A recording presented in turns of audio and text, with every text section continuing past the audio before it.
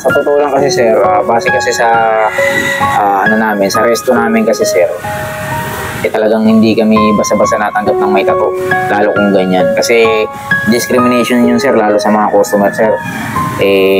Ang isip nila baka mamaya ganyan sa maraming tattoo, bang background mo boss. Kapag sa marami kang ginawang kalokohan. Yan kasi ang dito boss, kaya hindi kami basta-basta nang natanggap ng may tattoo tulad yan. Sa akin naman sir, dapat sa company nyo na ganito, sa resto nyo, dapat hindi muna kayo nanguhusga ng tao, lalo na sa panglabas na kaanyuan. Hindi porke sir na ganito yung itsura ko, ganun na kagad yung iniisip. Meron naman po sana akong gustong patunayan sa sarili ko, kaya nga po ako nag-apply sa inyo. Sunod na aplikante dyan, pasok. Sir, aplikante ka sir? Sir, good morning po. Mag-apply po sana ako sa inyo bilang crew. Apply ka bilang crew? Oo, sir. Pwede makita requirements na sir?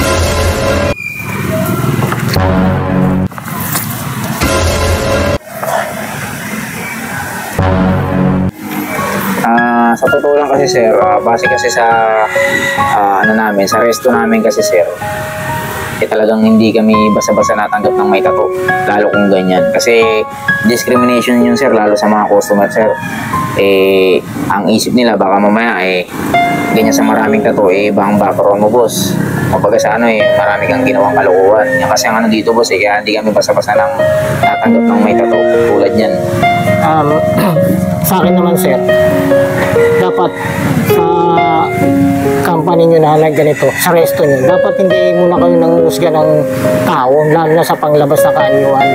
Hindi porke sir na ganito yung itsura ko, ganun na kagad yung iniisip. Meron naman po sana akong gustong patunayan sa sarili ko, kaya nga po ako nag-apply sa inyo. Kasi sa totoo lang, base kasi sa binabasa aming memo ng pinaka-boss namin, bago kami mag-hire ng tao, dapat talaga sir yung clear, yung malinis. Kasi ang inaano nga namin kasi sir, nasa resto tayo, kumbaga resto lalo pang ibang mga customer dyan sir, talagang di maiwasan, may mga maarte, tapos may mga mayaman, may iba naman di mayaman pero maarte sir. Kasi kung makikita agad nila na ganyan ang magsiserve sa kanila, talagang mandidiri sir, di naman sa pag-ano, ayaw lang kitang ayaw kitang ma-open, pero yan kasi ang lumalabas dito sir, na pagka ganyang may tattoo, baka agad ang background, mamaya sir, nagpalabas-labas ka na sa kulungan. Hindi sir, hindi porke ganito yung panlabas ko ng kanyuan na puro ko tattoo. Tapos lahat naman po ng ng paraan, lahat naman ng pag sinabi na may tattoo, adik ka. Hindi po sinabi na may tattoo, adik ka na agad. Marami po ibig sabihin yung adik. Tapos ako naman po, meron naman po akong kayang patunayan sa inyo. Ang maaari ko pong i-guarantor o sabihin po talaga na gusto kong magtrabaho sa inyo na tanggapin nyo muna ako. Subukan nyo po kung anong kaya kong gawin. Tapos bago nyo ako husgahan, kung ano yung nakikita nyo sa akin, pwede nyo naman akong tanggalin Kung pangit ba yung mga pinapakita ko sa inyo. Hindi yung porque may tattoo ako, husgahan yan na ako dahil ganito na may tattoo, sabihin nyo na pabalik-balik ako sa kulungan, tapos adik. Dapat hindi ganun sir, pangit naman yung ganun. Sige, ganito na lang. Total kasi talaga nangangailangan kami talaga ng crew.